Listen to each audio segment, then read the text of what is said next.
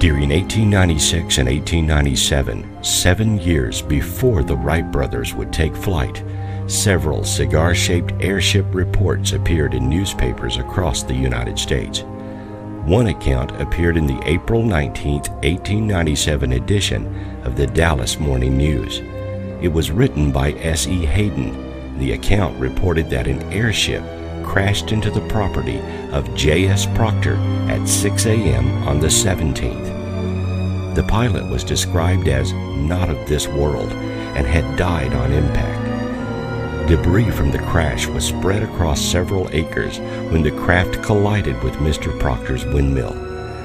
Wreckage from the craft was dumped into a nearby well, and the pilot was buried at the local Aurora Cemetery.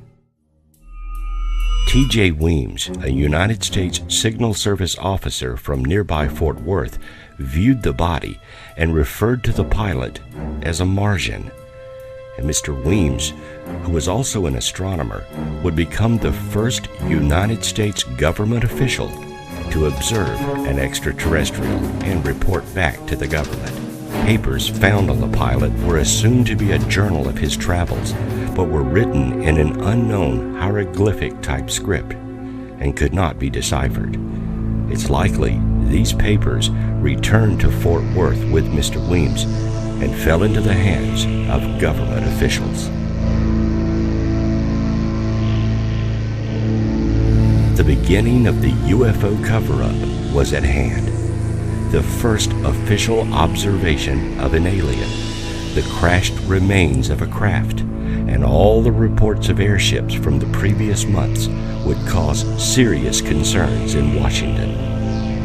How the government would handle this information will have repercussions on the entire world till present day.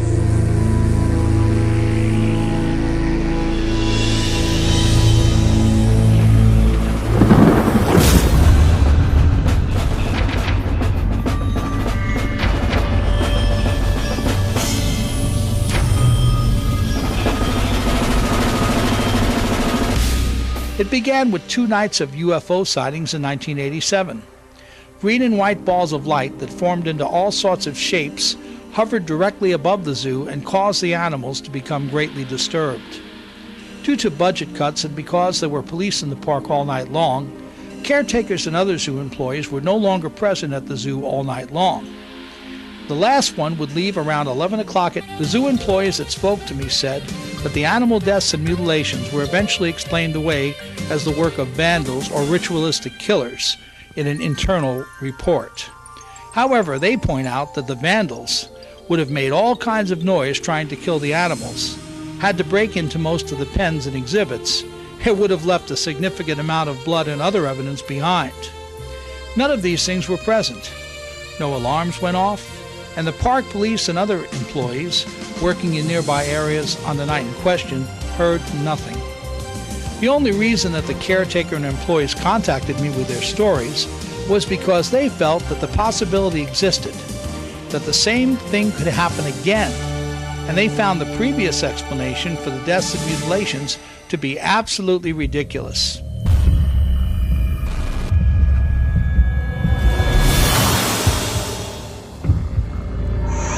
Whatever happened that night, I don't know. I wasn't there, but it was something that terrified my father till the day he died. There's many times he'd be telling me the story and just get cracked up and just turn water sheet and just quit and not say nothing else about it. He just wouldn't talk about it at all.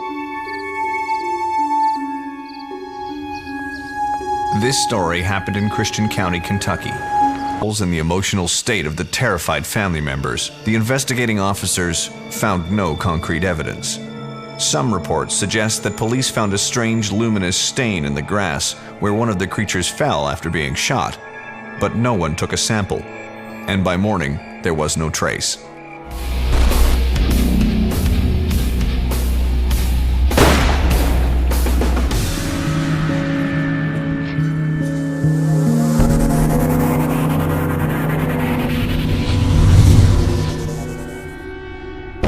Jackie Gleason will always be remembered as one of America's greatest comedy talents. Born in Brooklyn, New York City, I guess you could say that he was a graduate of the School of Hard Knocks. Maybe that's why he always seemed to work harder than everyone else around him. When it came time for him to get a show on TV, he wanted to own it. Unheard of in the days of early television, Gleason often penned deals that provided him with huge sums of money and allowed him to produce many of his own shows. Everything Gleason did, he did with great passion. Every script for the TV shows had to be just the way he envisioned it. No one was ever allowed to step out of character. Camera shots and angles were always set up the way he wanted them. His passion also extended into his personal life. Fascinated by flying saucers and the unexplained, he ultimately assembled one of the world's greatest parapsychological libraries. The bulk of it resides today at the University of Miami Library. In 1982, I was a guest on a talk show at a Miami radio station. The subject was UFOs and the paranormal. After the show, I was handed a note by the receptionist. This often happens when I do radio guest spots because some people prefer to share their own UFO or paranormal experiences with me off the air. While walking to my car, I took a quick look at the note. It said, "Please call Mr. Gleason at," and it gave a phone number. When I arrived back at my hotel room, I called the number, asked for Mr. Gleason, and gave my name. An assistant got on the phone and informed me that Jackie Gleason wanted to speak to me, if possible, the next day at a Fort Lauderdale location. Well, needless to say, I accepted the invitation. The meeting location was a bar at the Jolly Roger Hotel in Fort Lauderdale. Now, I don't know if Gleason owned the hotel, or merely had friends there, but after stopping by the front desk, I was escorted to a small bar that was closed to the public at that time of day. Gleason sat at a table like a king holding court, but looked older and weaker than I had imagined he would. I wondered why Gleason hadn't met me in one of his favorite Miami haunts, but it may be that he just wanted to keep a low profile. Either way, I knew that Gleason was a serious guy who hated small talk, and I wasn't about to ruffle his feathers. After a brief handshake, Gleason asked me a number of questions about my UFO and paranormal investigations. We talked for about an hour and a half. Actually, he asked questions and I answered them. He said to me, "You know, I get your newsletter," he said knowingly. "Good stuff." He was especially interested in articles that covered the topic of crashed UFOs. At that time, a lot of buzz had been created by former military officers who had begun to speak out about their involvement with the cover-up of UFO crashes. Out of the blue, Gleason told me how that Richard Nixon was a good friend of his. In fact, he had supported Nixon in every possible way during his successful bid for the presidency in 1968. In 1971, Gleason's efforts were rewarded when he attended a small White House dinner in Gleason's honor. After dinner, Gleason spoke privately with Richard Nixon. He asked the president if there was anything that Nixon could tell him about UFOs. Were they real? Were they alien spacecraft? Well, according to Gleason, Nixon told him, "Well, Jackie, if you can arrange to arrive at MacDill Air Force Base in Tampa sometime over the next few days, I'll arrange to have you shown some things that may help answer some of your questions." Gleason arrived in Tampa, Florida, a day and a half later. After calling a phone number provided to him by someone on Nixon's staff, he headed out to MacDill Air Force Base. After arriving on the base, he was taken to a dark-colored building that appeared to be some sort of a storage facility.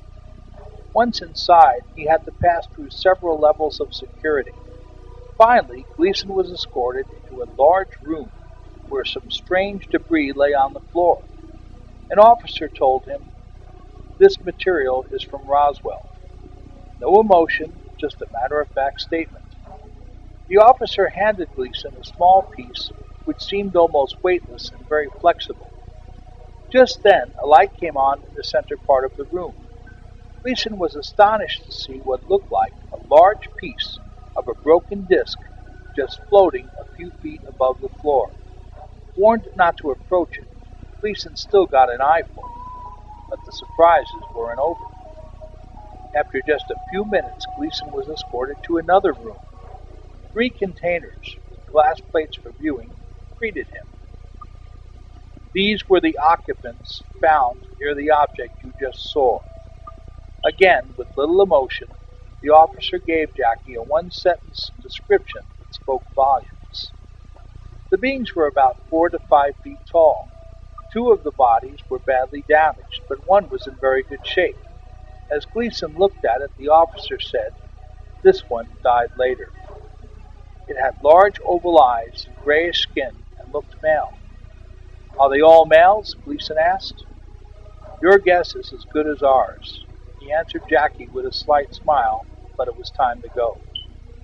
The experience of seeing the object and bodies affected Gleason more than he first realized.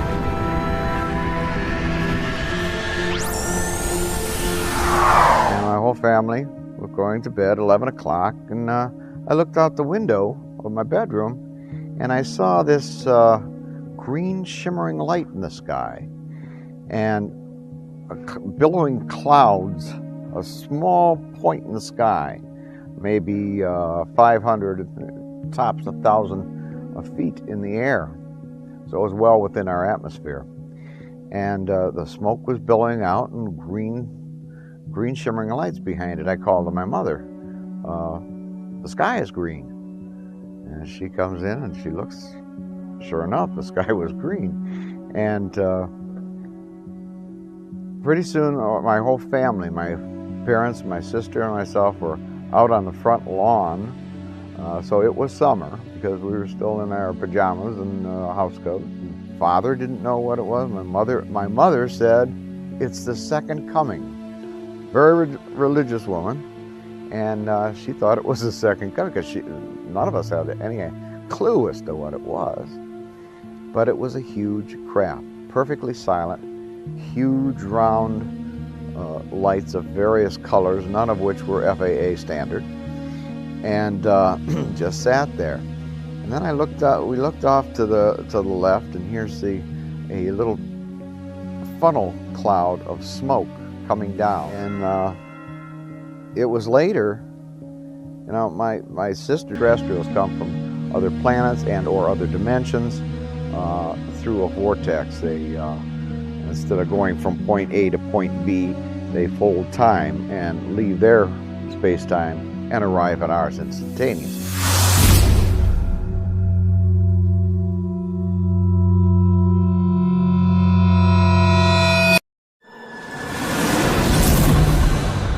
In 1939, Cordell Hull, Secretary of State for President Franklin Delano Roosevelt, decided to show his cousin a little surprise.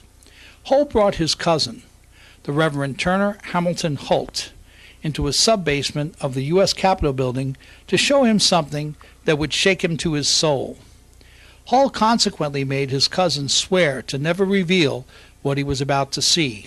Hull took Holt into a room in that basement that contained 4 large glass containers into which a child could easily fit. In each of the containers was a creature of horrendous visage.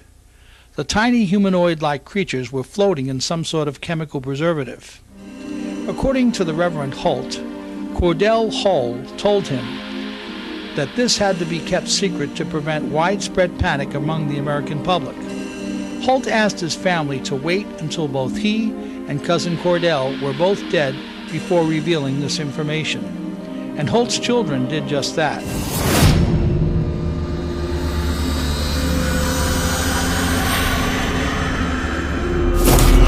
At 7 a.m. on the 30th of June in 1908, near the lower Tunguska River in Siberia, a large explosion occurred. The explosion was so massive that it caused damage 400 miles away and was heard even further. For several nights all over northern Europe, the sky glowed enough to light the streets of London. At first, it was assumed that a massive meteorite had collided with the Earth. However, after the Second World War and the bombing of Hiroshima and Nagasaki, photos of the cities were compared with aerial photos of the Tunguska blast, and they were stunningly similar. As a result of this, various scientists speculated that a nuclear explosion had taken place over the area, and because no nation possessed a nuclear device at that time, the logical conclusion was that it was from an exploded alien nuclear-powered craft.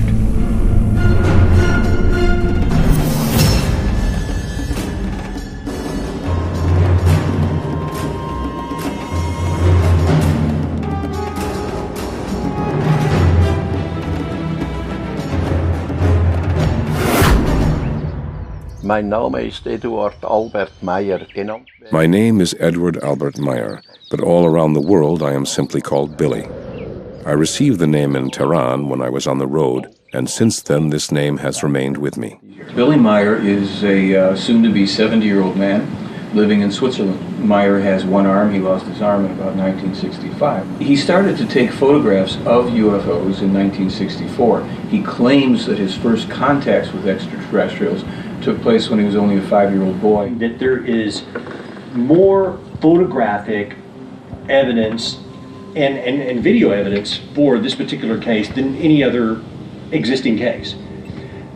And it's almost so good that you're just like, holy cow. Using the very same film the skeptic refers to, we can see that the UFO does indeed partially go behind the hill. Since the hill is some distance from the camera, perhaps a quarter mile, it's impossible that the UFO is a small model. I personally showed Meyer's UFO photos and films to the owners of the company that won the Academy Award for Special Effects. When I asked them if these were models, these photos and films, they said, no, we know models and those aren't models. I asked, can you duplicate Meyer's films? And they said, if we could, we'd have to go to CGI. And I reminded them that in 1976 and 78, there was no Photoshop, no CGI, and no home computers. I once made recordings of the whirring sounds of Semyaze's beam ship. In the original preliminary investigation report done on this case, 8 different sound engineers had the opportunities to analyze the sounds on oscilloscopes and spectrum analyzers. These included 3 different laboratories, including U.S. Naval Undersea Labs.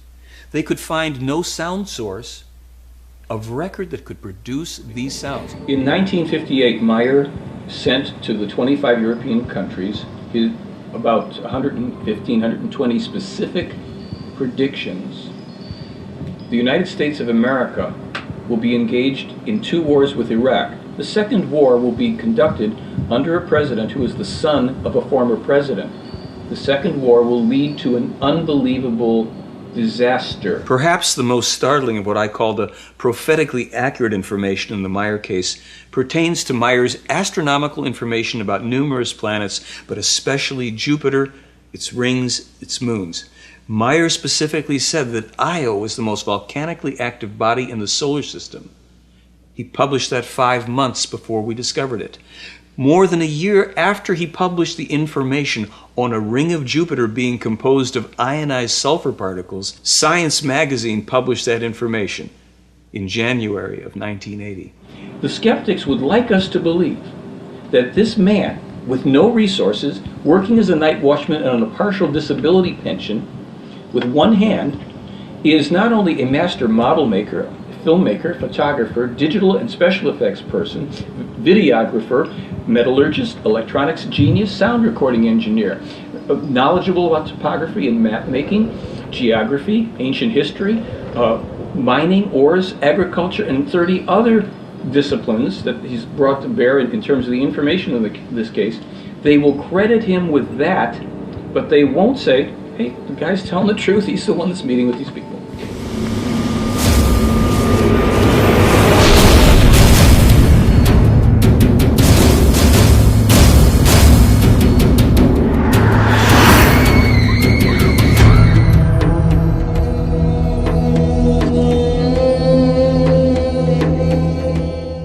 Then in 1947, the United States government would would become mired in secrecy when an alien spacecraft crashed near Roswell, New Mexico.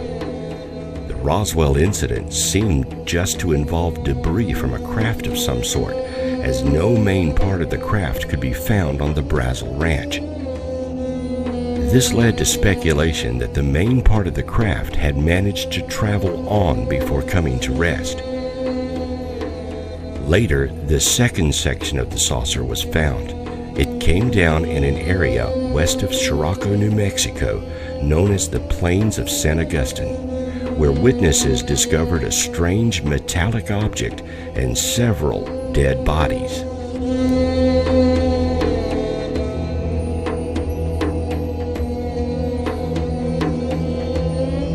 The bodies and wreckage were sent to Wright-Patterson Air Force Base for study. Many speculate it remains there to this day.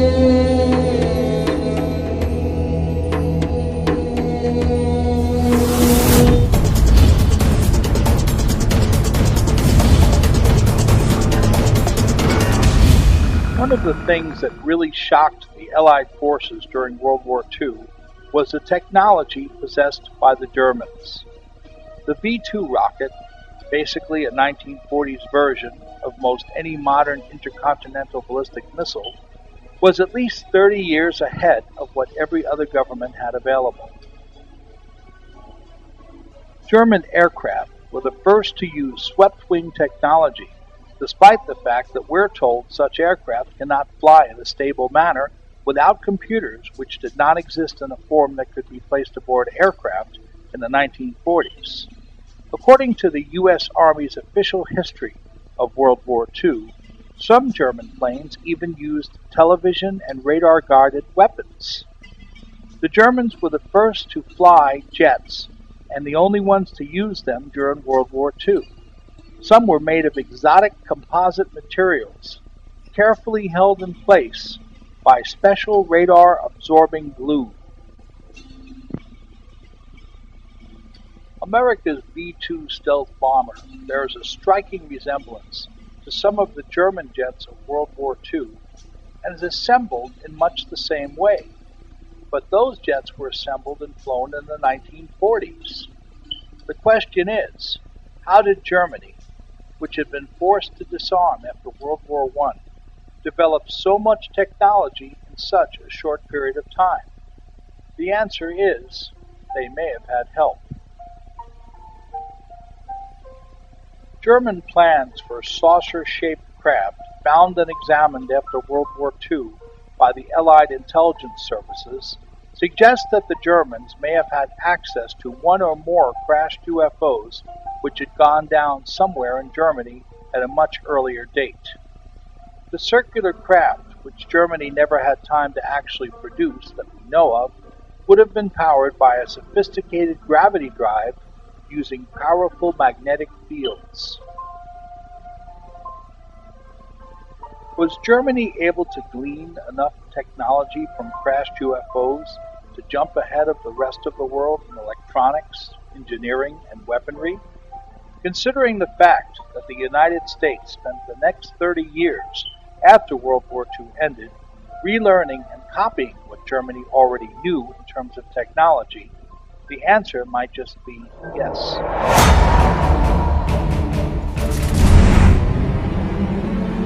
The story made front-page headlines and alarmed the Truman administration.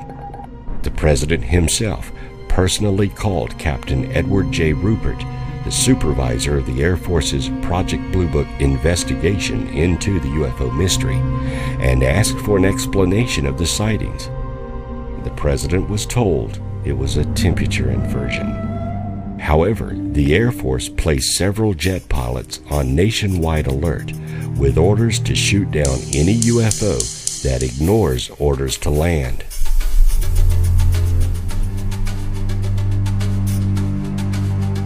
To this day, there is no explanation for this incident. The government accepted the weather-related explanation because it was easy to tell this to the public, rather than admit they knew the craft were alien in origin.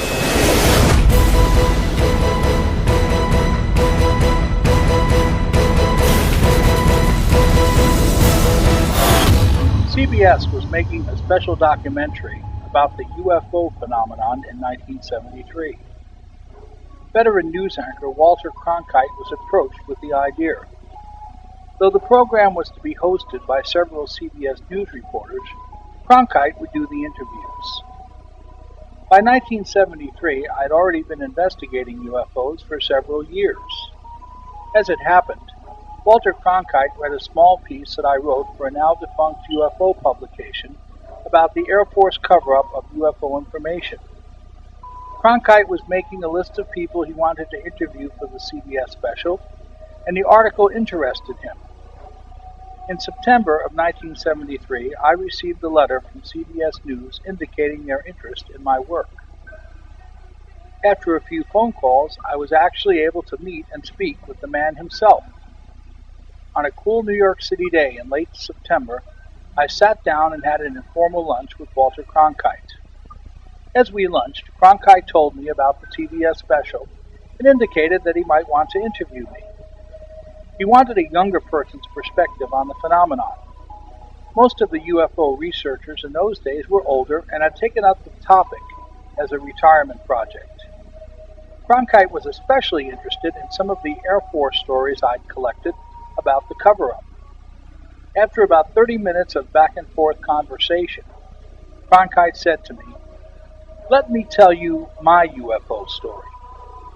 For the next 5 minutes, I sat in stunned silence as he told me what had happened.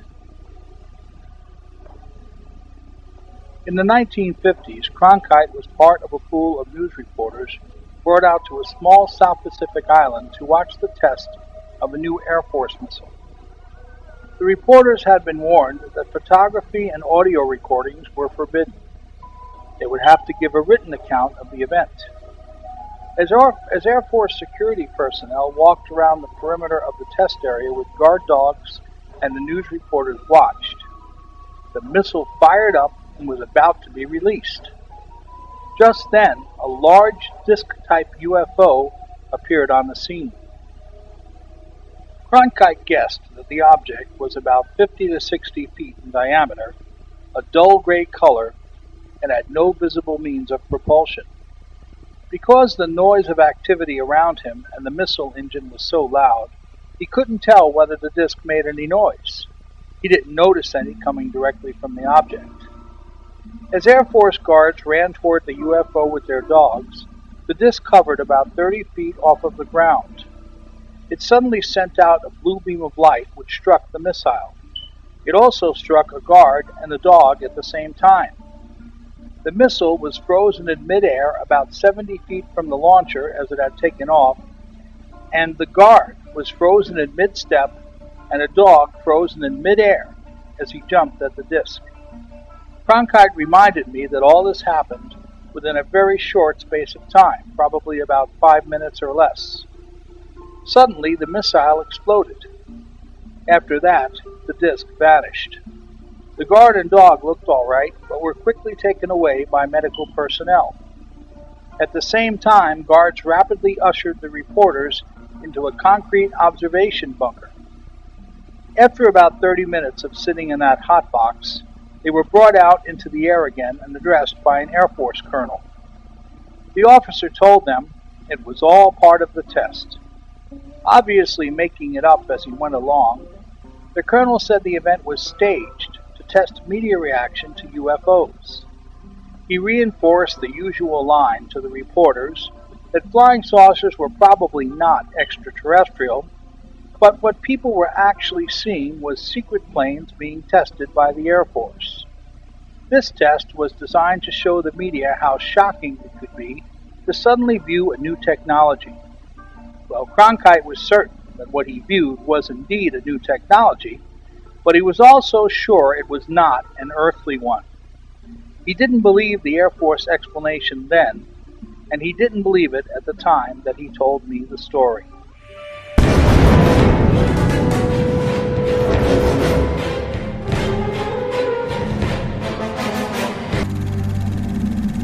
Colonel Cooper was not fortunate enough to be outside at the time of this incredible encounter, but he did see the films as soon as they were rushed through the development process. It was a typical circular-shaped UFO, he recalls. Not too many people saw it because it took off at quite a sharp angle and just climbed straight on out of sight. Where are these films today? Why would Gordon Cooper, a respected and honorable American hero, make up such a story? According to him, UFOs were seen regularly at Edwards Air Force Base.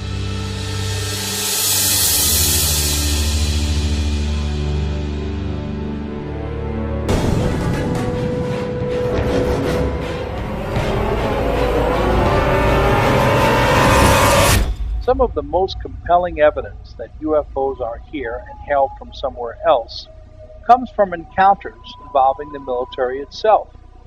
One such encounter involves the USS FDR. Crewman Chester Grzinski describes what happened. In the year 1958, we were on a shakedown cruise when there was a small light that was following our ship. Then the light came right up to us. It came in close enough to us so that you could see the shape of the object and also see that there were figures inside of it. The impression that I got was that those figures were not human beings. I was down below when I was told to go up topside to see something strange. So I went up and couldn't believe my eyes. I saw a bright white ball of light. It headed straight for us, and getting bigger and bigger. It was spherical, about 75 to 100 feet long. It turned red-orange, and I could feel the heat on my face. I could see silhouettes of figures looking at us. They had no features, and you could tell they weren't human. Then the bottom turned cherry red, and it vanished in a flash.